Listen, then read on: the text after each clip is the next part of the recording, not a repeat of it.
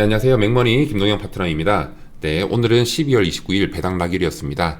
사실 이제 배당 낙일이 지나면 사실적으로 내일 하루 이제 2021년 증시는 하루가 남았습니다. 자, 사실 지금 이 시점에서 그러면 우리 시청자분들과 제가 해야 될 일은 무엇일까요? 다사다난했던 올 한 해를 되돌아보면서 오늘 뭐 정말 좋은 수익에 기분 좋으신 시청자분들도 계실 거고요. 그리고 조금 아쉬운 시청자분들도 계실 건데 공통적으로 저희가 지금 시점에서 해야 될 것은 뒤를 되돌아보는 것보다는 곧 다가올 2021년 1월을 준비하는 내용이실 겁니다. 오늘 그러면 마감 시장 한번 살펴보겠습니다. 자, 오늘 마감 시장 보시면 코스피는 한 0.89% 정도 하락 조정되어 있고요.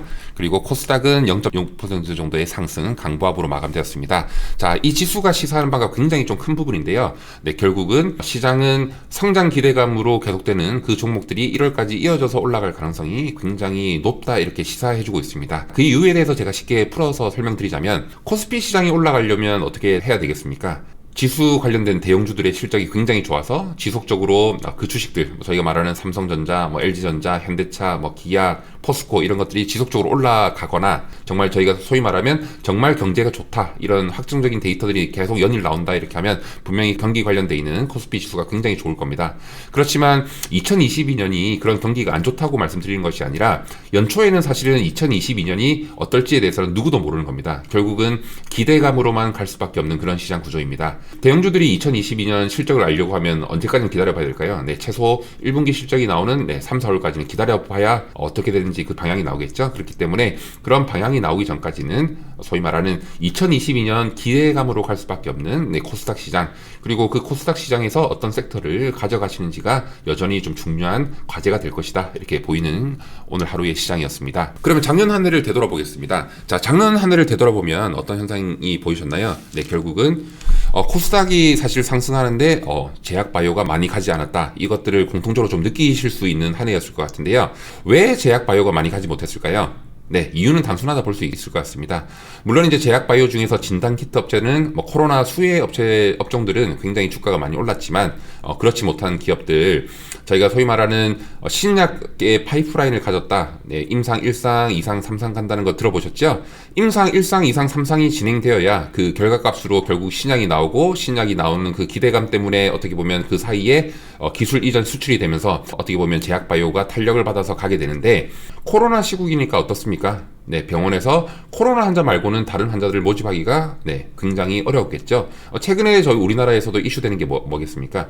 중증 환자들의 어떤 병상 확보를 위해서 코로나 전담 병원 이런 것들 계속 지정해서 설치하고 있지 않습니까? 네, 그렇기 때문에 시장의 우려는 제약바이오의 파이프라인 실패가 아니라 환자 모집이 늦어져서 어떻게 보면 저희가 소위 말하는 기술 수출이라든지 임상 단계가 조금 지연되고 있다는 것들에 대해서 어떻게 보면 마이너스 프리미엄을 주면서 2021년 상대적으로 굉장히 제약바이오 주가가 어떻게 많이 움직이지 못했다. 그렇지만 어떻습니까? 우리의 제약바이오 항상 기대감이 들면 언제 틀지를 모르는 그런 매력 포인트도 가지고 있다는 주식이라는 것은 제약바이오가 움직인 그 역사가 증명해 주는 부분일 것 같습니다. 2022년 되면 최근에 이제 그 빌 게이츠도 말을 했죠. 2022년 정도 되면 코로나는 종식될 것이다. 그리고 최근에 굉장히 전 세계를 강타하고 있는 오미크론 자체가 어떻게 평가를 받고 있습니까? 네, 코로나 종식의 어떤 시발점이 될 수 있다. 왜냐하면 전염성은 높은데 그 어떻게 보면 중등도로 가는 그런 심각성이 약하니까 이제 감기도 코로나도 어떻게 보면 풍토병처럼 진행되고 있는 거니까 우리가 2022년 이후에는 코로나를 감기처럼 정말 위드 코로나처럼 가져갈 수 있는 그런 여러 가지 정황들이 보인다 이렇게 볼 수 있겠습니다. 자, 그러면 어떻습니까? 네, 코로나 상황 때문에 임상이 지연되었던 그런 어떤 이벤트들이 굉장히 상대적으로 제약의 많이 받았던 제약바이오 굉장히 올라갈 수 있는 공간이 열린 상황인 것으로 확인할 수 있고요. 자, 그리고 거기에 또 이렇게 맞물려 가지고 2022년 한 해 시장을 시작하자마자 JP모건 헬스케어 컨퍼런스가 우리 투자자분들 그리고 우리 시청자분들을 기다리신다. 자, 그러면 우리 이 시점에서 JP모건 헬스케어 컨퍼런스에 참가하는 기업들 딱 정리해 두고 가시면 굉장히 손쉬운 1월달이 되실 수도 있겠다 이렇게 판단됩니다. 우선 그러면 JP모건 헬스케어 컨퍼런스에 참가하는 기업들 잠시 한번 소개 올리겠습니다. 자, 우선은 해년 해마다 나가고 있는 삼성바이오로직스 있을 겁니다. 네, 삼성바이오로직스 우선은 다들 아실 거니까요. 삼성바이오로직스에 대해서는 긴 설명 하지 않고 넘어가도록 하겠습니다. 자, 삼성바이오로직스 이번 만약에 JP모건 헬스케어 컨퍼런스에서 전 세계적으로 주목을 받는다면 어떤 이슈겠습니까? 네, 모더나 백신도 위탁 생산했지 않습니까? 네, 그만큼 시장의 신뢰도가 굉장히 올라갔기 때문에 이런 글로벌 제약사들에서 삼성바이오로직스의 또 다른 어떤 선물을 안길 수도 있는 가능성은 항상 열려 있다 이렇게 보시면 될 것 같습니다. 자, 그리고 이제 SK그룹에서도 이제 SK 지주사 SK 계열에서도 이제 SK 팜데코가 이제 나온다 이렇게 보고 있는데요. 자, 우선은 SK 팜데코는 SK의 그 지주회사 SK의 100% 이제 자회사이기 때문에 직접 투자하시는 것이 아니라 그 이쪽의 성공 확률을 조금 높게 보시는 분들은 지주회사 SK의 움직임을 조금 관찰하셔야 된다 이렇게 말씀드리고 싶습니다. 자, 그리고 또 한 가지 주식이 바로 또 출연하는 예정 주식이 앞타바이오가 있고요. 네, 앞타바이오는 제가 오늘 중점적으로 다시 한번 설명드리도록 하겠습니다. 네, 그 다음에 네, 매드팩토, 네, 그리고 또 파맵신. 조금 주목해야 될 부분이 뭐 여러 가지 종목 중에서 이제 파맵신, 뭐 이 파맵신도 조금 놓치면 안 될 것 같다 이런 생각이 드는데요. 우선은 파맵신 어떻게 보면 시총 자체가 그렇게 높은 구간이 아닙니다. 네, 우선은 파맵신 한번 볼까요? 네, 파맵신 이제 시총이 한 2천억 정도 되는 회사. 이번에 어떻게 보면 그 회사에서 이제 배수의 진을 친 것 같습니다. 네, 그 직접 유진산 대표가 직접 나가서 지금 현재 신약 파이프라인과 그리고 현재 보유하고 있는 플랫폼 기술에 대해서 이제 소개할 예정이고, 그리고 이제 그 지금 파맵신에서 항체 치료제로 개발 중인 올림페사막과 그다음에 이제 미국의 MSD의 명확함제 키투루다의 병용 투여 일상에서 확인된 효능하고 그리고 향후 임상 2상 계획까지 소상히 밝힌다고 했으니까요. 사실은 이 정도 낮은 시총에서는 어떤 이벤트가 걸린다 이렇게 하면 생각보다 크게 오를 수 있는 그런 확률도 열려 있다. 사실은 뭐 주가의 위치 자체도 뭐 한번 보시면 다 아시겠지만은 연결된 저점에서 크게 오른 부분이 없기 때문에 좀 길게 보신다 이렇게 하면 조금 그 매수의 관점으로 한번 가져가 볼 만도 한 주식이지 않을까 이렇게 판단하고 있습니다. 자, 그러면 사실은 제약바이오의 가장 그 투자의 어려운 부분은 뭐겠습니까? 네, 사실은 JP모건 헬스케어 컨퍼런스에서 큰 이슈가 안 나왔다. 그렇게 하면 사실은 이벤트가 상실되면 어떻게 되겠습니까? 네, 주가가 쭉 빠질 수도 있겠죠. 주가가 쭉 빠진다고 해서 그럼 모든 주식을 포기해야 되느냐? 네, 사실은 그 제약바이오 투자가 굉장히 쉬울 것 같으면서 어려운 게 뭐겠습니까? 네, 결국은 시간을 충분히 투자를 해야 된다. 왜냐하면 신약이 하나 출현되기 위해서는 몇십 년이 걸린다. 셀트리온 이런 것들 예전부터 사두시고 정말 한 10년 전에 2, 3만 원 할 때 주식 사셨으면 네, 3, 40만 원 이때 파셨다면 몇십 배도 나지만 네, 결국은 그 오랜 시간을 좀 기다려야 된다. 자, 그러면 그 오랜 시간을 기다리는 그런 모멘텀은 뭐가 될까요? 네, 바로 철저한 공부입니다. 자, 그래서 제가 오늘 소개해드릴 그런 종목 중에 하나, 같이 한번 생각해 보실 종목 중에 하나가 바로 앞타바이오입니다. 사실은 앞타바이오 뭐 어떻게 보면 차트적인 위치로 설명드리고 싶지는 않고, 앞타바이오 직접 IR 다녀와서 저희가 이제 리서치를 제가 레포트를 쓴 부분인데요. 앞타바이오 무엇이 다른 회사들하고 다르게 좀 매력적인가? 네, 결국은 파이프라인의 포트폴리오가 굉장히 좋습니다. 뭐냐면 여러 가지, 저희 소위 말하는 뭐 내시, 그리고 뭐 뇌질환 치료제, 명역 항암제, 뭐 강한, 췌장암, 방광암 막 이렇게 되어 있지 않습니까? 물론 이제 봤을 때는 뭐 모든 플랫폼이 다 잘 된다. 뭐 이것은 사실은 어불성설이고요. 문제는 어떤 거냐? 이렇게 파이프라인이 다양하다는 것은 뭐냐? 어떤 기대감이, 예를 들어서 시장을 보면 어떻게 보면 어떤 때는 항암제의 어떤 트렌드가 걸리게 되고, 어떨 때는 뭐 내시 치료제 이런 어떻게 보면 면역 항암 치료 그 여러 가지 치료제 그 신약 업체에서도 주식도 계속 트렌드가 바뀌는 것처럼 어떤 신약이 갈 때도 있고 안 갈 때도 있는데 이 회사는 어떤 어떻게 소위 말하는 테마에서도 다 걸릴 수 있을 정도로 포트폴리오가 굉장히 좀 다각화되어 있다. 그리고 사실은 기술력도 이제 저희가 이제 펄스트 인 클래스라고 하는데요.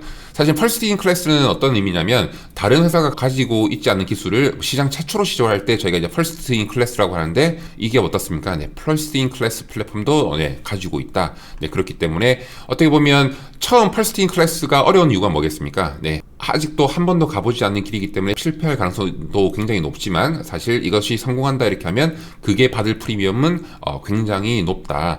앞타바이오의 특징이 뭐냐면 신약 파이프라인으로서 아까 말씀드린 것처럼 신약 파이프라인이 굉장히 잘 짜져 있어서 혈액암, 그리고 AML, 내시, 당뇨병성 신증 등 뭐 췌장암 정말 성장할 수밖에 없고 전망이 좋은 시장의 파이프라인을 다수 보유하고 있다. 그렇게 바라보실 수 있을 것 같습니다. 자, 국내 네트워크도 뭐 고려대, 이화여대, 연세대, 세브란스, 네, 그리고 뭐 대형 병원들하고 네트워크가 굉장히 잘 짜여 있기 때문에 지속적으로 연구 개발과 그리고 혹시 나중에 환자 모집이라든지 이런 부분에 있어서 다른 네트워크가 굉장히 잘 짜여 있기 때문에 절대 불리한 위치에 있는 그런 회사는 아니다 하는 점 다시 한번 강조드리고 싶습니다.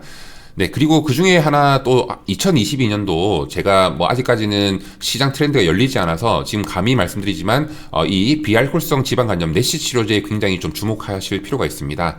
내시 치료제는 결국은 이 내시 치료제의 어떤 시장의 그 성장 확률에 대해서는 여러 리서치들이 전망을 하고 있는데 결국은 내시 치료제를 가진 기업들을 지속적으로 전망 좀 약간 위에서 보시라고 제가 조언드리는 이유는 뭐냐면 비알코올성 지방간염이 인구 100명당 한 3명이 발병할 정도로 굉장히 흔한 질병임에도 불구하고 아직까지 전 세계적으로 승인된 치료제가 없기 때문에 이 비알코올성 지방간염 치료제를 가진 기업들 어떻습니까? 네, 한번 임상 스테이지에 상관없이 어떤 기술력만 인증된다면 언제든지 글로벌 빅파마들이 굉장히 탐낼 수 있는 그런 파이프라인이다. 그런 파이프라인까지 굉장히 단단하게 잘 준비되어 있는 이 앞타바이오 한번 꼭 챙겨보실 필요가 있는 JP모건 헬스케어 컨퍼런스에 나가서 무조건 좋다는 말씀이 아니라 만약에 거기서 특별한 것이 없다 하더라도 굉장히 좋은 파이프라인이 항상 구축되어 있는 기업들 유심히 좀 살펴보시라. 네, 이렇게 조언드리고 싶습니다. 우선은 저희가 전반적으로 2021년 어떻게 보면 그 앞타바이오뿐만 아니라 앞타바이오도 지금 위치 한번 살펴볼까요? 2021년 여러 가지 이제 그 코스닥이 올라갔음에도 불구하고 하반기에 여러 가지 이제 시장의 주도주들이 바뀌면서 다시 한번 앞타바이오 위치도 어떻습니까? 네, 기존에 거의 상승하기 전에 주요 상승 포인트 전 그 가격대에 들어와 있기 때문에 크게 이 부분에서 매수하시는 것은 굉장히 좀 부담스럽지 않은 자리다. 자, 우선은 JP모건 컨퍼런스 이슈가 있을 때까지 한번 끌고 가보는 전략 굉장히 취해도 괜찮으실 것 같고 그 향후에도 지속적으로 이 기업을 계속 연구하면서 정말 내시 치료제라든지 그뿐만 아니라 이 다각적인 파이프라인이 결국은 라이센스 아웃되는 그런 기대감을 가져가시면서 지속적으로 공부하면서 장기 투자로도 좀 손색이 없는 종목이다. 그럼 어떻습니까? 바이오 종목 출렁임이 크기 때문에 한번 무너지면 더 우리가 생각했던 것보다는 더 크게 빠질 수 있고 한번 하면 더 크게 올라갈 수 있기 때문에 오늘 전략 우선은 기업 내역 분석이 아니라 우선은 기술적인 매매 가격 전략 말씀드리자면 전저점 31,000원 정도 이탈하시면 손절매 대응하시고 그 이상에서 장기 투자하실 분들은 어떻게 보면 이전 깨지지 않으면 쭉 달고 가보시는 거 추천드리고 있고요. 그게 아니다 이렇게 하시면 좀 단기적으로 대응하실 분들은 전고점 한 41,000원 선까지는 충분히 여력이 열려있는 종목이다. 그리고 이제 JP모건 헬스케어 컨퍼런스 그 이후에 또 2022년 그동안 코로나 때문에 지연되었던 파이프라인이 열리면 생각보다는 1이 아니라 주 월로 보면 전 고점까지도 언제든지 한번 도전 다시 해볼 수 있는 그런 좋은 종목이니까요. 우리 시청자분들 지속적으로 한번 살펴보시면서 또 그리고 오늘 방송을 기점으로 다른 영상들이나 아니면 다른 자료들을 좀 찾아보시면서 앞타바이오 한 번씩 연말에 공부해 두신다면 분명히 내년 한 해에 분명히 다시 한번은 포트폴리오에 넣을 수 있는 좋은 종목이라는 점 다시 한번 강조드리고 싶습니다. 네, 지금까지 맥머니 파트너 김동형이었습니다. 감사합니다.